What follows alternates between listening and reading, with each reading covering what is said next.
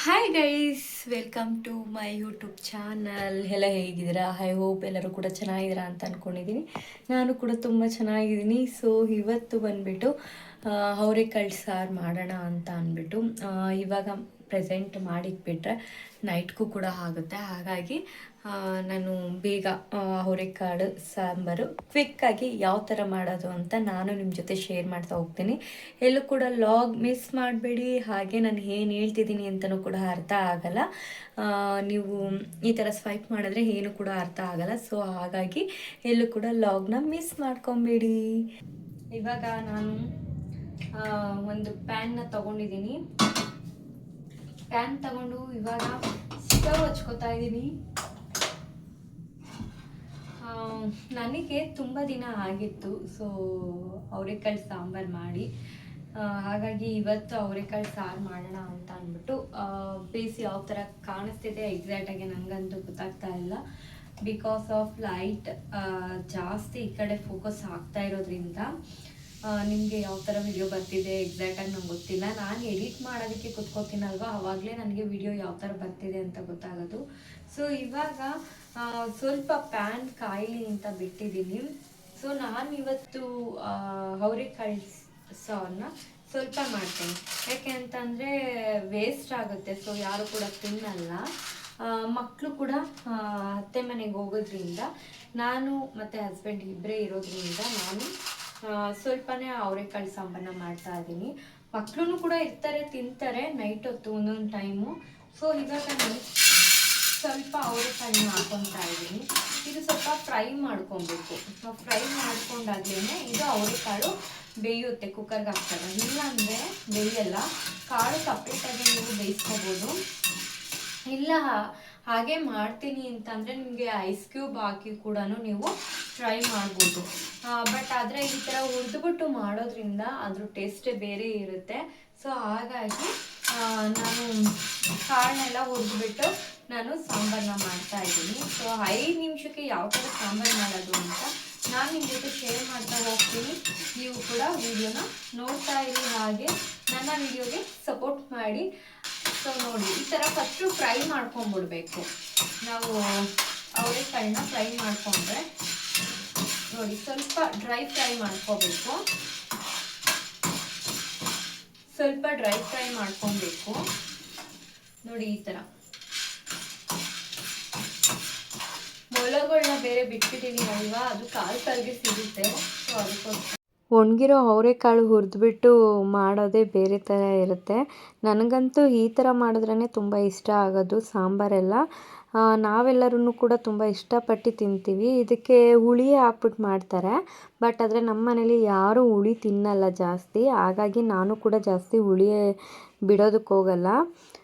1-2 tomato ಎಕ್ಸ್ಟ್ರಾನೇ ಹಾಕ್ಕೋತೀನಿ. ಅದೇ ಸ್ವಲ್ಪ ಹುಳಿ ಬರುತ್ತೆ, ಅಂದರೆ ಅಷ್ಟು ಹುಳಿ ಬರಲ್ಲ, ನಾರ್ಮಲಾಗಿ ಸಾಂಬಾರು ಇರುತ್ತೆ. ಹಾಗಾಗಿ ಮತ್ತು ಹುಳಿ ತಿನ್ನೋರು ಹುಣಸೆಹಣ್ಣ ನೆನೆಸಿ ನೀವು ಹುಳಿನ ಬಿಟ್ಕೋಬೋದು. ಬಟ್ ಹಾಗೆ ನಾನು ಮಾಡೋದ್ರಿಂದ ಇದು ಕೂಡ ತುಂಬಾ ಚೆನ್ನಾಗಿ ಬರುತ್ತೆ ಟೇಸ್ಟ್ ಅಂತೂ. ಇಷ್ಟು ಹುರ್ಕೊಂಡ್ರೆ ಸಾಕು. ನಿಮಗೆ ಕಾಣಿಸ್ತಾ ಇದೆಯಾ ಪ್ಲೇಟಲ್ಲಿ? ಈ ಥರ ಹುರ್ಕೊಂಡ್ರೆ ಸಾಕು. ಸ್ವಲ್ಪ ಇದು ಈ ಥರ ಬಾಯಿ ಬಿಟ್ಕೊಡುತ್ತೆ. ಸೊ ನೋಡಿ, ಇಷ್ಟು ಹುರ್ಕೊಂಡ್ರೆ ಸಾಕು ನಮಗೆ. ನಾನಿಲ್ಲಿ 1 ಆಲೂಗಡ್ಡೆ 2 ಬದನೆಕಾಯಿ ತೊಗೊಂಡಿದ್ದೀನಿ. ಆಲೂಗಡ್ಡೆ ಒಂದೇ ಸಾಕು. ಸೊ ಹಾಗಾಗಿ ಒಂದೇ ಒಂದು ಆಲೂಗಡ್ಡೆ, ಅದು ಸ್ವಲ್ಪ ಮೀಡಿಯಮ್ ಸೈಜಲ್ಲಿ ನೀವು ಕಟ್ ಮಾಡಿಕೊಂಡ್ರೆ ಸಾಕು. ನೋಡಿ, ಈ ಥರ ಮೀಡಿಯಮ್ ಸೈಜಲ್ಲಿ ಕಟ್ ಮಾಡ್ಕೊಳ್ಳಿ. ಹಾಗೆ ಬದನೆಕಾಯಿ 2 ಉದ್ದುದ್ದ ಕಟ್ ಮಾಡ್ಕೊಳ್ಳಿ. ಈ ಥರ ಉದ್ದ ಬರುತ್ತಲ್ಲ ಆ ಥರ. ಸಣ್ಣ ಬೇಡ, ಏಕೆಂದರೆ ಸಾಂಬಾರಲ್ಲಿ ಕದ್ರೋಗ್ಬಿಡುತ್ತೆ. ಹಾಗಾಗಿ ಸಣ್ಣ ಬೇಡ. ವಾಶ್ ಮಾಡ್ಕೊಳ್ಳೋಣ. ವಾಶ್ ಮಾಡ್ಕೊಳ್ಳೋಕ್ಕೆ ಆಲೂಗಡ್ಡೆ ಬದನೆಕಾಯಿ ಹಾಕ್ಬಿಟ್ಟು, ಬೀನ್ಸ್ ಇದ್ರೆ ಬೀನ್ಸ್ ಆ್ಯಡ್ ಮಾಡ್ಕೊಳ್ಳಿ, ಇನ್ನೂ ತುಂಬ ಚೆನ್ನಾಗಿ ಬರುತ್ತೆ ಸಾಂಬಾರು. ನಾನು ಸದ್ಯಕ್ಕೆ ಆಲೂಗಡ್ಡೆ ಬದನೆಕಾಯಿ ಮಾತ್ರ ಯೂಸ್ ಮಾಡ್ತಾ ಇದ್ದೀನಿ. ಇವಾಗ ನಾನು ರುಬ್ಬೋದಕ್ಕೆ ಹಾಕ್ತಾ ಇದ್ದೀನಿ. ಇನ್ನೂ ಒಂದು ಹಾಗೆ ಸಣ್ಣಕ್ಕೆ ಹಚ್ಬಿಟ್ಟು ಹಾಕ್ತೀನಿ, ತುಂಬಾ ಚೆನ್ನಾಗಿ ಬರುತ್ತೆ. ನಾನು ಜಾಸ್ತಿ ಮಾಡ್ತಾ ಇರಲಿಲ್ಲ ಅವರೆಕಾಳು. ಲಾಸ್ಟ್ ಟೈಮು ನಾನು ರೇಷನ್ ತೊಗೊಬಂದಿದ್ನಲ್ಲ, ಅವಾಗ 1 kg ಹಾಗೆ ತೊಗೊಬಂದು ಇಟ್ಟಿದ್ದೆ. ಅದನ್ನಂತೂ ಯೂಸೇ ಮಾಡಿರಲಿಲ್ಲ. ತುಂಬ ದಿನ ಆಗಿತ್ತು ನಾನು ಯೂಸ್ ಮಾಡಿ. ಇವತ್ತು ಟ್ರೈ ಮಾಡೋಣ ಅವರೆಕಾಳು ಸಾರು ಅಂತ ಅಂದ್ಬಿಟ್ಟು ಮಾಡ್ತಾ ಇರೋದು. ನನಗಂತೂ ತುಂಬ ಇಷ್ಟ ಆಗುತ್ತೆ ಅವರೆಕಾಳು ಸಾರು, ಬೇಳೆ ಸಾರು ಈ ಥರ ಎಲ್ಲ ತಿನ್ನಬೇಕಂದ್ರೆ ಇಷ್ಟ ಆಗುತ್ತೆ. ಅದರಲ್ಲೂ ನಮ್ಮ ಯಜಮಾನ್ರಿಗೆ ಮಾಡಿಕೊಟ್ಬಿಟ್ರಂತೂ, ಅದಕ್ಕೆ ಮತ್ತು ಮುದ್ದೆ ಮಾಡಿಕೊಟ್ಬಿಟ್ರಂತೂ ಊಟ ಅಂತೂ ಹೊಟ್ಟೆ ತುಂಬ ಊಟ ಮಾಡ್ತಾರೆ. ಅವ್ರಿಗೆ ಮುದ್ದೆ, ಸ್ವಲ್ಪ ರೈಸು, ಇಲ್ಲಾಂದರೆ ಚಪಾತಿ ಈ ಥರ ಮಾಡಿಕೊಟ್ರೆ ಸಖತ್ ಇಷ್ಟಪಡ್ತಾರೆ ಸೂರಿ ಅಂತೂ. ನಮ್ಮ ಯಜಮಾನ್ರಿಗೆ ಯಾವ ಥರ ಇರಬೇಕು ಅಂದರೆ ಅಕ್ಕಿ ರೊಟ್ಟಿ, ರಾಗಿ ರೊಟ್ಟಿ, ಮುದ್ದೆ, ಆಮೇಲೆ ವೆರೈಟಿ ಪಲ್ಯಗಳು, ಆಮೇಲೆ ಮೇಯ್ನು ಚಿತ್ರಾನ್ನ ಮಾಡಿಕೊಟ್ರೆ ಸಖತ್ ಇಷ್ಟಪಟ್ಟು ತಿಂತಾರೆ. ಒಂದು ಸ್ವಲ್ಪ ಕಾಯಿ ಹಾಕ್ಕೊಂಡಿದ್ದೀನಿ, ಸ್ವಲ್ಪ ಕಾಯಿ ಹಾಕಿ ಒಂದೇ ಒಂದು ಟೊಮೊಟೊ ಹಾಕ್ಕೊಂಡಿದ್ದೀನಿ. ಹಾಗಾಗಿ ನಾನು ಜಾಸ್ತಿ ಕಾಯಿ ಹಾಕಕ್ಕೆ ಹೋಗಲ್ಲ. ಯಾವುದೇ ಗ್ರೇವಿಗಾಗಲಿ, ಸಾಂಬಾರಿಗಾಗಲಿ, ಯಾವುದಕ್ಕೆ ಆಗಲಿ ಸ್ವಲ್ಪ ಹಾಕ್ಕೊಂಡಿರ್ತೀನಿ. ಯಾಕೆಂದರೆ ಒಂದು ಅಳತೆ ಗೊತ್ತಿರೋದ್ರಿಂದ ಸ್ವಲ್ಪ ಹಾಕ್ಕೊಂಡ್ರೆ ಸಾಕು ಕ್ವಾಂಟಿಟಿಲಿ. ನಾವು ಜಾಸ್ತಿ ಹಾಕ್ಬಿಟ್ರೆ ಅವಾಗ ಕಾಯಿ ಸಿಗ್ತಾ ಇರುತ್ತೆ, ಊಟನೂ ಮಾಡೋದಕ್ಕಾಗಲ್ಲ. ಮತ್ತು ನಾನೊಂದು ಸಲ ಏನು ಮಾಡಿದೆ ಅಂದರೆ, ಅವಾಗ ಕಾಯಿ ಜಾಸ್ತಿ ಹಾಕಿ ಒಂದು ಸಲ ಸಾಂಬಾರು ಮಾಡಿದ್ದೆ. ಅವಾಗಿಂದ ಚೆನ್ನಾಗೇ ಇರ್ತಾ ಇರಲಿಲ್ಲ. ಆಮೇಲೆ ಗೊತ್ತಾಯಿತು ಕಾಯಿ ಜಾಸ್ತಿ ಹಾಕಬಾರ್ದು, ಕಮ್ಮಿ ಹಾಕ್ಕೊಂಡು ಸಾಂಬಾರು ಮಾಡಬೇಕು ಅಂತ ಅಂದ್ಬಿಟ್ಟು ಕಮ್ಮಿ ಕಾಯಿ ಹಾಕಿ ಸಾಂಬಾರು ಮಾಡಿದ್ದೆ. ಅದು ತುಂಬ ಟೇಸ್ಟ್ ಕೊಡ್ತು ಮತ್ತು ತುಂಬಾ ಚೆನ್ನಾಗಿತ್ತು. ಆವತ್ತಿಂದ ನಾನು ಕಲಿತ್ಕೊಂಡೆ ಕಮ್ಮಿ ಹಾಕಿ ಮಾಡಬೇಕು ಅಂತ ಅಂದ್ಬಿಟ್ಟು. ಯಾವುದೇ ಸಾಂಬಾರಿಗಾಗಲಿ, ಗ್ರೇವಿಗಾಗಲಿ ನಾನು ಕ್ವಾಂಟಿಟಿ ಮಾತ್ರ ಕಮ್ಮಿನೇ ತೊಗೋತೀನಿ ಕಾಯಿದು. ಇನ್ನು ಮಿಕ್ಕಿದೆಲ್ಲ ಒಂದು 2 ಆ ಥರ ಈರುಳ್ಳಿ, ಟೊಮೊಟೊ ಎಲ್ಲ ಬಳಸ್ತೀನಿ. ಅದು ತುಂಬ ಚೆನ್ನಾಗಿ ಬರುತ್ತೆ ನನಗೆ ಗ್ರೇವಿ. ಮತ್ತು ಮಾರ್ನಿಂಗು ನಾನು ಟಿಫನ್ ಮಾಡಿದ್ನಲ್ವ, ಅದು ಆಯಿಲು ಎಕ್ಸ್ಟ್ರಾ ಹಾಕ್ಬಿಟ್ಟಿದೆ ಅಂತ ಲೋಟಕ್ಕೆ ಬಗ್ಗಿಸಿ ಹಾಗೆ ಇಟ್ಟಿದ್ದೆ.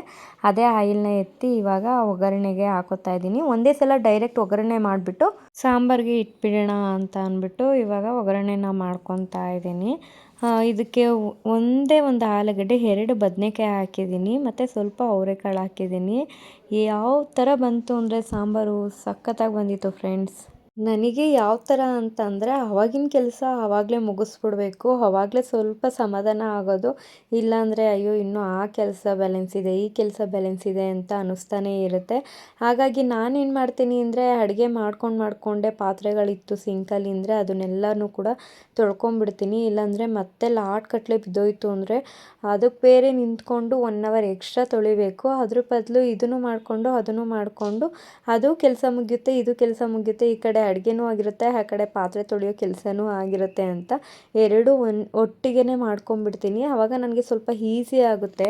ಮತ್ತು ಕೆಲಸ ಮಾಡೋದಕ್ಕೆಲ್ಲ ಸೋಂಬೇರಿತನ ತೋರ್ಸೋದಕ್ಕೆ ಹೋಗಲ್ಲ. ಯಾಕೆ ಅಂತ ಅಂದರೆ ಕೆಲಸ ಬೇಗ ಮಾಡಿಬಿಟ್ಟು ಕುತ್ಕೊಂಡ್ಬಿಟ್ರೆ ಆರಾಮಾಗಿರ್ಬೋದು, ಆರಾಮಾಗಿ ರೆಸ್ಟು ಕೂಡ ಮಾಡ್ಬೋದು. ಹಾಗಾಗಿ ಎಲ್ಲ ಕೆಲಸನೂ ಪಟ ಅಂತ ಬೇಗ ಮುಗಿಸ್ಕೊಂಬಿಟ್ಟು ಆರಾಮಾಗಿ ಕುತ್ಕೊಂಡು ರೆಸ್ಟು ಕೂಡ ಮಾಡ್ಕೋಬೋದು. ಹಾಗಾಗಿ ಬೇಗ ಮುಗಿಸ್ಕೊತೀನಿ. ಮತ್ತು ಸಾಂಬಾರು ಪುಡಿ ಕೆಳಗಡೆ ಒಂದು ಬಾಕ್ಸಲ್ಲಿ ಇಟ್ಬಿಟ್ಟಿದ್ದೀನಿ. ಹಾಗಾಗಿ ತೊಗೊಂಡು ಹಾಕ್ತಾಯಿದ್ದೆ. ಇದಕ್ಕೇನಿಲ್ಲ ಫ್ರೆಂಡ್ಸ್, ಏನೇನು ಮಾಡಬೇಕು ಅಂತ ಅಂದರೆ, ಮಾಮೂಲಿ ಎಣ್ಣೆ, ಸಾಸಿವೆ, ಕರಿಬೇವು, ಈರುಳ್ಳಿ ಹಾಕ್ಕೊಂಡು ಚೆನ್ನಾಗಿ ಫ್ರೈ ಮಾಡ್ತೀರಾ. ಮತ್ತು ಇದಕ್ಕೆ 2 ಟೊಮೊಟೊ ಹಾಕಿ ಫ್ರೈ ಮಾಡ್ಕೊತೀರಾ. ಅದಾದಮೇಲೆ ಆಲೂಗಡ್ಡೆ, ಬದನೆಕಾಯಿ ಹಾಕ್ಕೊಂಡು ಫ್ರೈ ಮಾಡ್ಕೊಳ್ಳಿ. ಅವರೆಕಾಳು ಹುರಿದು ಇಟ್ಟಿದ್ವಲ್ಲ, ಸ್ವಲ್ಪ ಹಾಕ್ಕೊಳ್ಳಿ. ಅವರೆಕಾಳು ಜಾಸ್ತಿ ಕ್ವಾಂಟಿಟಿ ಬೇಕು ಅಂತಂದರೆ, ಮನೇಲಿ ಜಾಸ್ತಿ ಜನ ಇದ್ದಾರೆ ಅಂದರೆ ಜಾಸ್ತಿ ಹಾಕ್ಕೊಳ್ಳಿ. ಇಲ್ಲಾಂದರೆ ಸ್ವಲ್ಪ ಕ್ವಾಂಟಿಟಿಲಿ ಹಾಕ್ಕೊಂಡು ಮಾಡಿ. ಸ್ವಲ್ಪ ಹಾಕ್ಕೊಂಡ್ರೆ ಸಾಂಬಾರು ಇನ್ನೂ ತುಂಬ ಚೆನ್ನಾಗಿ ಬರುತ್ತೆ. ಹಾಗಾಗಿ ನಾನು ಸ್ವಲ್ಪ ಹಾಕ್ಕೊಂಡಿದ್ದೀನಿ. ಅವರೆಕಾಳು ಹಾಕ್ಕೊಂಡು ಸ್ವಲ್ಪ ಸಾಂಬಾರು ಪುಡಿ ಅಂದರೆ ಒಂದು 2 ಸ್ಪೂನಿಂದ 3 ಸ್ಪೂನ್ ಸಾಂಬಾರು ಪುಡಿ ಹಾಕ್ಕೊಂಡು ಮಿಕ್ಸ್ ಮಾಡಿಬಿಟ್ಟು ಇವಾಗ ಕುಕ್ಕರ್ಗೆ ವಿಶಿಲ್ ಬರೋದಕ್ಕೆ ಇಟ್ಟಿದ್ದೀನಿ. ಇದು ಒಂದು 3 ವಿಶಿಲ್ ಬಂದರೆ ಸಾಕು. 3 ವಿಶಿಲ್ ಬಂದಿದ ತಕ್ಷಣ ಆಫ್ ಮಾಡಿಬಿಟ್ಟು ಆಮೇಲೆ ಒಂದು ಕಡೆ ಅನ್ನಕ್ಕೆ ಇಟ್ಬಿಟ್ಟು ಬಿಸಿ ಅನ್ನ ಸಾಂಬಾರು ಊಟ ಮಾಡಿದ್ರೆ ತುಂಬ ಚೆನ್ನಾಗಿರುತ್ತೆ. ಅನ್ನ ಸಾಂಬಾರು 2 ಕೂಡ ರೆಡಿ ಇದೆ. ಮೊಟ್ಟೆ ಬೇರೆ ಹಸಿತಾ ಇದೆ. ಸೊ ಇವಾಗ ಊಟ ಮಾಡಬೇಕು. ಫಸ್ಟ್ ಸ್ವಲ್ಪ ರೈಸ್ ಹಾಕೋತೀನಿ, ಯಾವ ಥರ ಇದೆ ಅಂತ ಟೇಸ್ಟ್ ಮಾಡೋಣ. ಬಿಸಿ ಅನ್ನ. ನಾನು ಇವತ್ತು ಮಾಡಿದ್ದೀನಿ ಸೊಸೈಟಿ ಅನ್ನ ಮಾಡಿದ್ದೀನಿ, ಚೆನ್ನಾಗಿರುತ್ತೆ ಅಂತ ಅಂದ್ಬಿಟ್ಟು. ನೋಡೋಣ ಯಾವ ಥರ ಬಂದಿರುತ್ತೆ ಅಂತ ಅಂದ್ಬಿಟ್ಟು ನಿಮ್ಮ ಜೊತೆ ನಾನು ಶೇರ್ ಮಾಡ್ತೀನಿ. ಸೊ ಇದು ನಾನು ಹೇಳ್ದಂಗೆ ಸಾಂಬಾರು ಯಾವ ಥರ ಇರಬಹುದು. ವಾವ್ ಗೈಸ್, ಕಲರ್ಫುಲ್ಲಾಗಿ ಬಂದ್ಬಿಟ್ಟಿದೆ ಸಾಂಬಾರಂತೂ.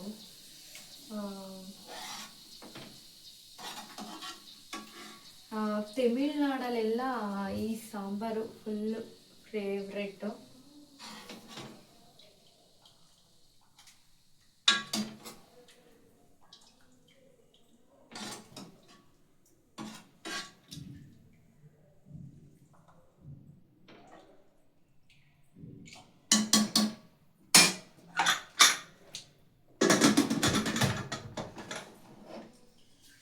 ಸೊ ಗೈಸ್, ಇವಾಗ ರೆಡಿಯಾಗಿದೆ ಬಿಸಿ ಬಿಸಿ ಅವರೆಕಾಳು ಸಾರು ಹಾಗೆ ರೈಸು.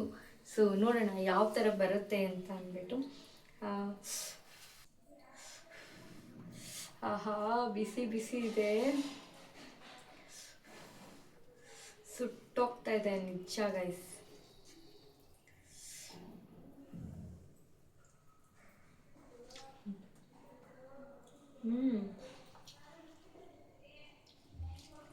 ವಾವ್,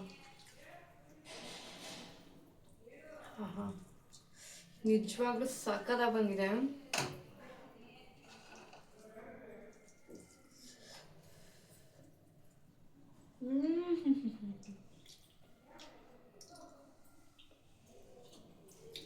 ನೋಡಿ, ಬದನೆಕಾಯಿ ಜೊತೆ ತಿಂತಾ ಇದ್ದೇನೆ.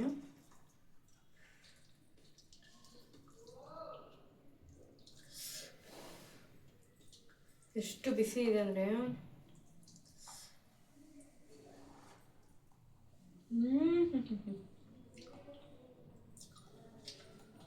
ಸಕ್ಕತ್ತಾಗಿದೆ ಗೈಸ್.